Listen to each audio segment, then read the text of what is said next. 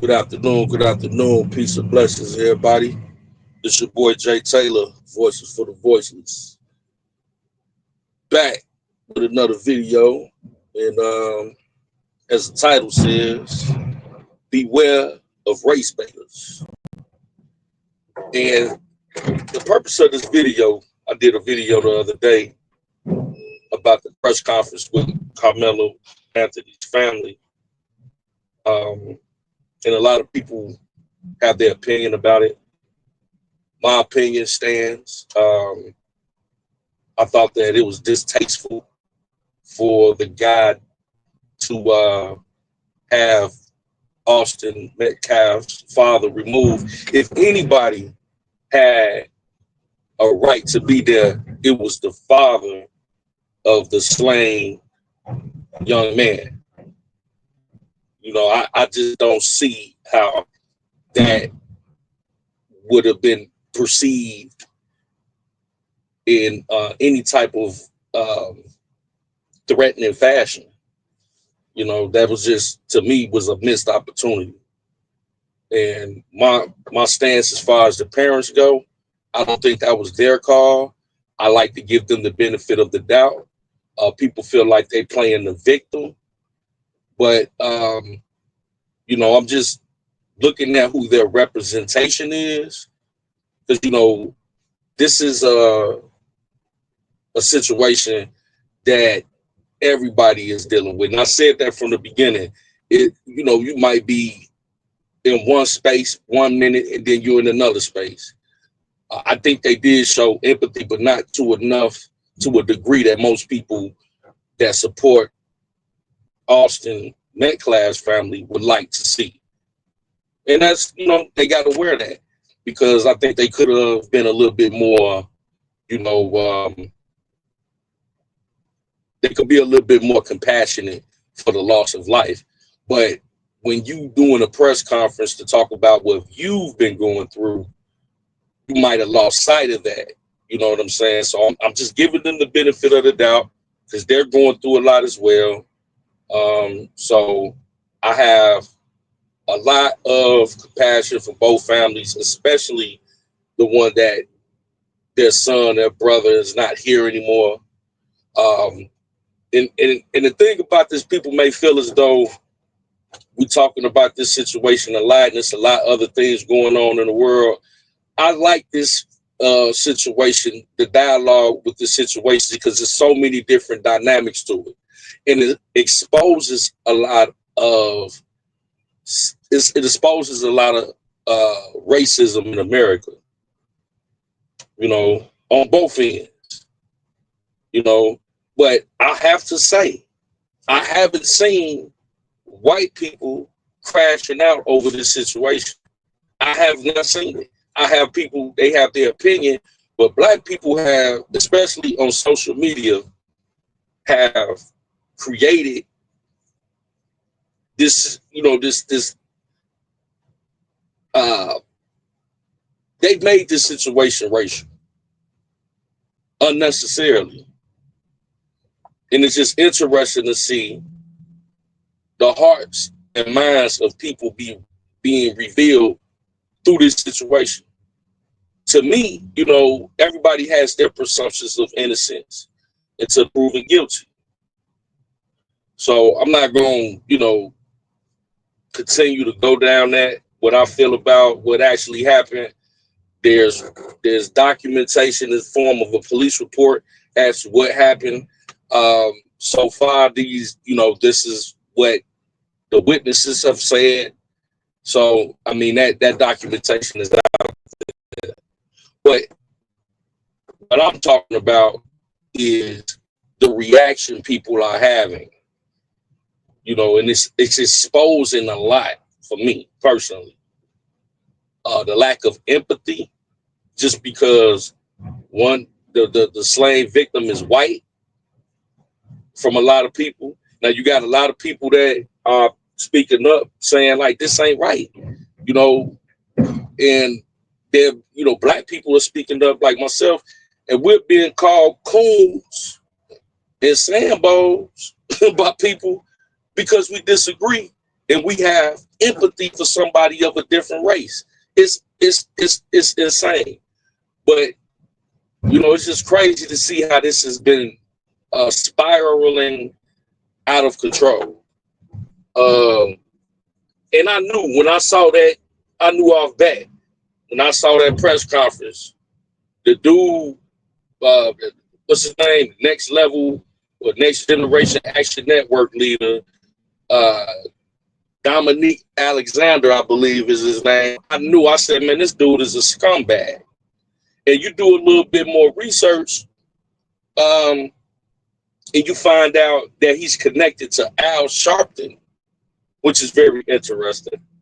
But you do a little bit more, because Al Sharpton had a organization back in the 90s called something Action Network, New Action Network. And then this guy got something called New Age Action Network. So then you find out they got political ties to each other. Because if you notice, when he was speaking, he said something about, he threw some shade at Donald Trump or something like that, and was talking about, we being attacked by conservatives. Like, his language was off. You know what I'm saying? I'm like, what is this dude talking about?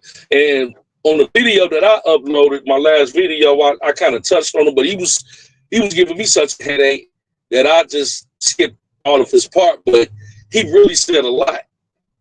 And it was a few takeaways from it on the political side. And I remember the father saying, don't politicize this situation. Don't make it a racial situation.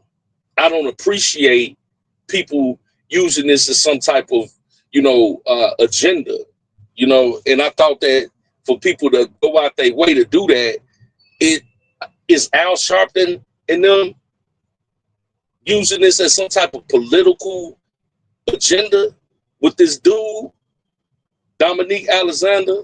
Because see, if anybody was to blame for that man, the father being kicked out, this was his press conference. It wasn't the parents' press conference. So for them to kick, I don't think they gave that green light to do that. This man, Dominique Alexander, is making this a racial situation. Now, I could be wrong. If the parents, are, just, because at this point, I think they just overwhelmed. That's what I saw. You know what I'm saying?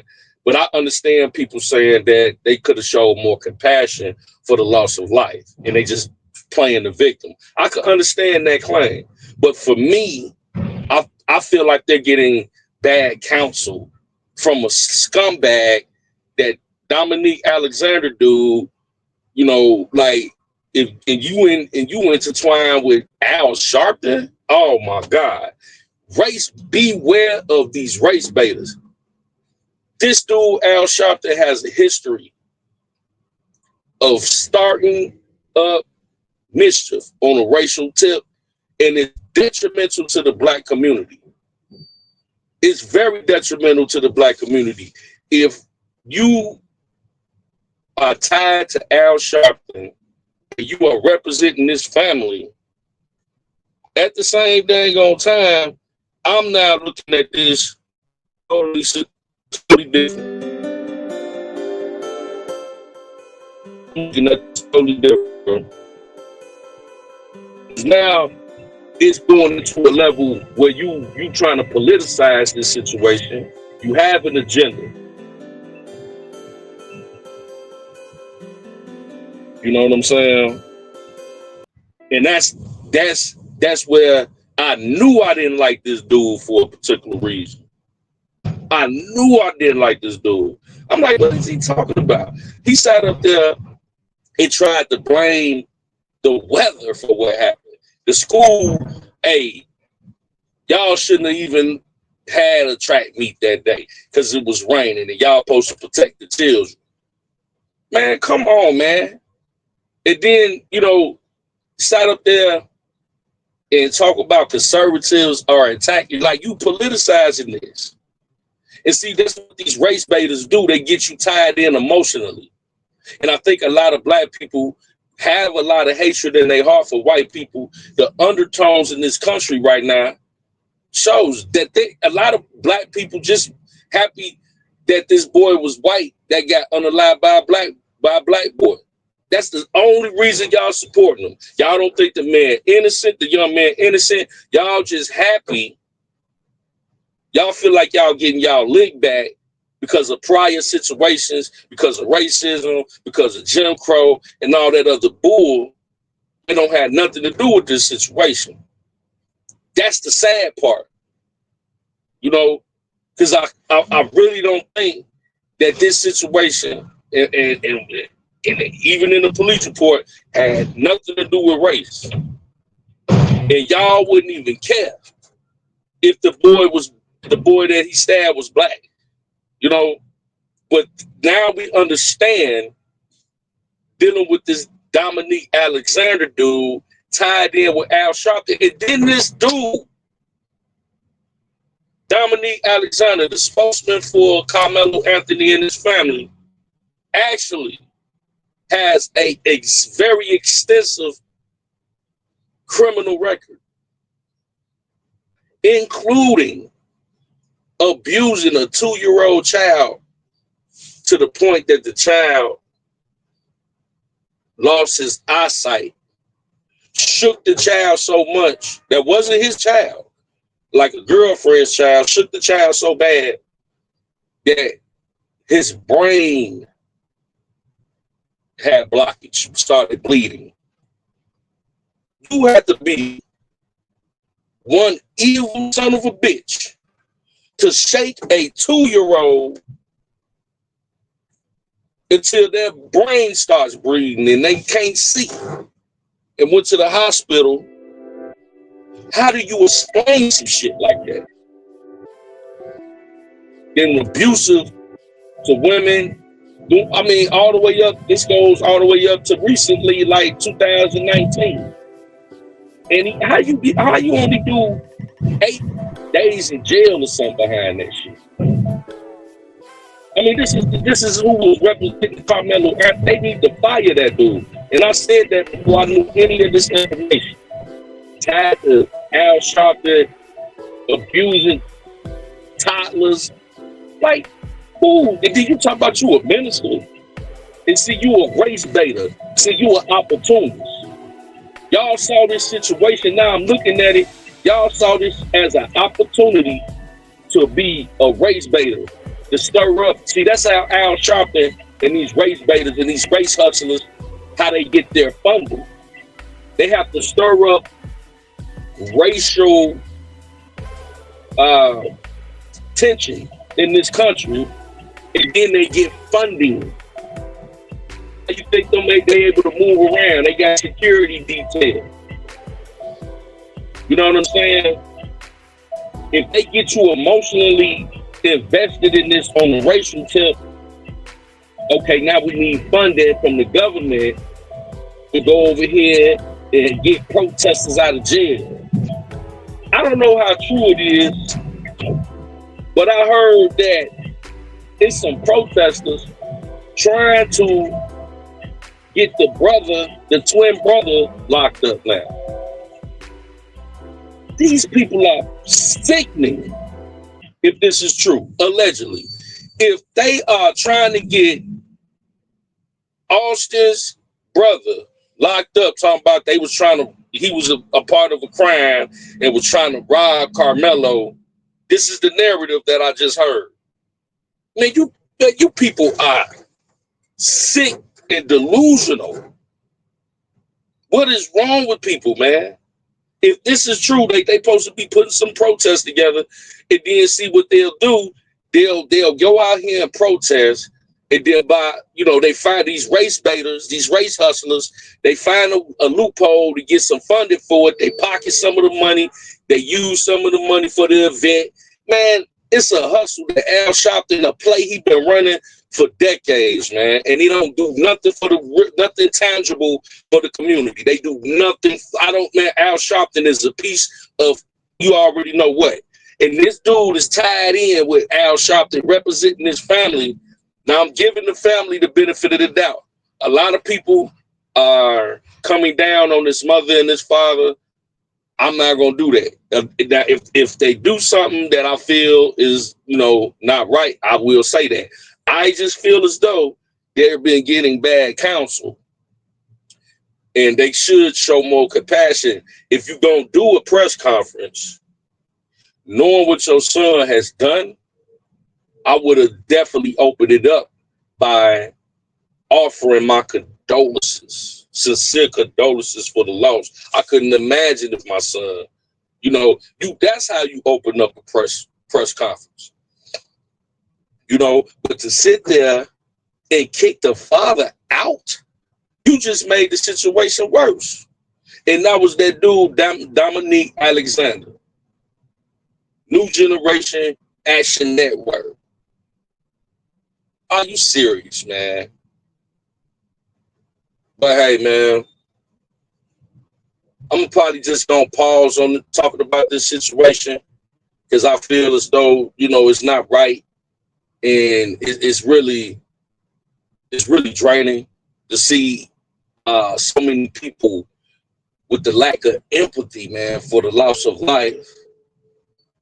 I just wanted to tell people, man, beware of these race baiters, because these people will get you tied into something emotionally, and then it don't even be about that. But they don't really care. They just getting money to further their agenda, and then they're using these people as a tool to create dissension. And then next thing you know, you got people rioting, you got people protesting over something that didn't even need to be. And I think a lot of these people that's on these platforms are getting paid. They getting some type of funding to be going as hard as they going, knowing that this situation ain't right. But hey, beware of these race baiters, man. They're actually traitors to the black people. Is they using you. They using you. But yeah, it's your boy Jay Taylor. Voices for the voiceless. We love y'all. Until next time, we'll see you soon. It's a blessing.